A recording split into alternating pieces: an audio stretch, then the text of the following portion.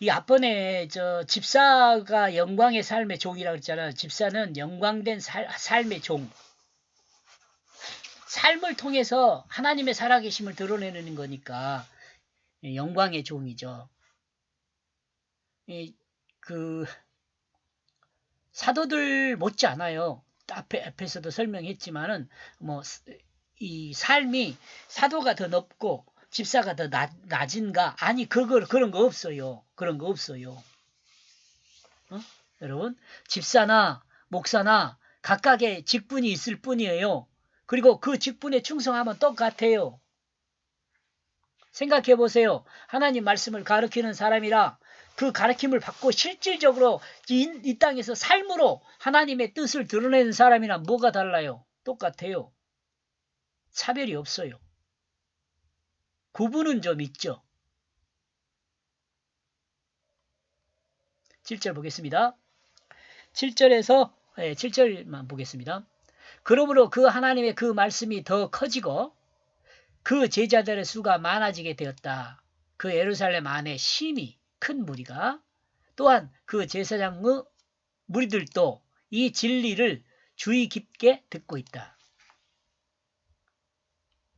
말을 아무리 많이 해도요. 제가 지금 똑같아요, 여러분. 제가 여러분에게 이런 이야기 아무리 많이 해도 제 삶이 개차반이면 제 말에 무슨 의미가 있겠어요? 또 마찬가지요. 목사님들이 정말 그 멋진 설교를 하고 정말 대단한 하나님의 말씀을 증거한다고 해도 그 삶이 개차반이면 성도들이 아무 그 목사님 말 제대로 듣질 않죠. 너나 잘하세요 그러겠죠.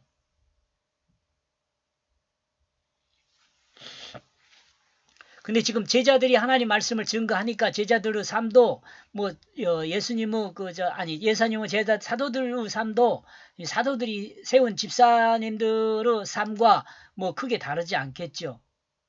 말씀을 증거하는 사람의 삶, 말씀을 받아서 그 말씀대로 사는 삶 똑같은 거죠. 완성된 하나님 나라가 아닌 이 땅에서의 하나님 나라는 이와 같은 모습이라 할 수 있습니다. 어째요? 말씀 그리스도인이요. 그리스도인. 한마디로 말하면 그리스도인이죠. 하나님 말씀을 닮은 사람요. 사도리들이 행했던 것과 같이 하나님의 뜻을 따르기 위해 기도는 계속되어야 합니다. 기도는 자신들의 소망을 하나님께 말하는 것보다는 자신들의 소망을 하나님께 말하는 것보다는 하나님 뜻을 묻는 기도가 되어야 합니다. 이와 같은 기도가 선행될 때 하나님의 뜻을 전달하는 하나님 말씀이 계속 선포되게 됩니다. 이와 같이 하나님의 뜻이 선포되면 하나님의 뜻을 따라 사는 모습을 드러내게 되죠. 그러니까 사도들이 말씀을 선포하고 선포된 그 말씀의 뜻을 따라서 집사들이 실질적인 행함으로 세속에 드러내고 얼마나 멋진 모습입니까? 그리고 세속은 집사들의 모습을 보고 하나님의 세계가 저런구나 그리고 알면서 이 공동체 안으로 들어오려고 하겠죠. 이게 실제적인 전도법이에요. 예수 그리스도의 그 사랑이 이렇게 전해지는 거죠. 느낌으로 전해지는 거예요. 뭐예요? 감각으로 전해지는 거예요. 다른 사람들에게 느낄 수 있게 해주는 거죠. 억지로 말하는 것이 아니라 삶으로 말을 하는 거죠. 이런 점에 집사의 직분은 하나님의 살아계심을 드러내는 삶입니다. 세상이 하나님의 살아계심을 느낄 수 있도록 보여주는 증인이죠. 증인의 삶이다. 증인의 삶이죠. 그리고 하나님의 역사를 행하여 기록하는 삶입니다.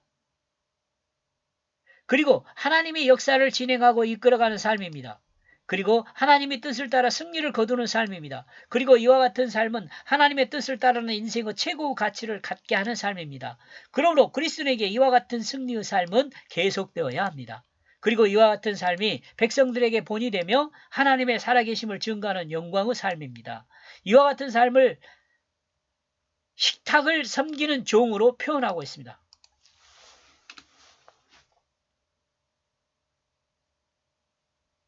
7절 내용을 정리하면 주님의 뜻으로 무리가 증가하고 제사장들도 듣고 있다. 이렇게 정리해 볼 수 있습니다.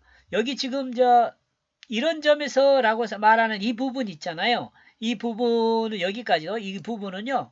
그 일곱 집사의 이름을 정리한 내용이라고 이해하면 돼요. 일곱 집사의 이름. 여기까지 보겠습니다. 고맙습니다.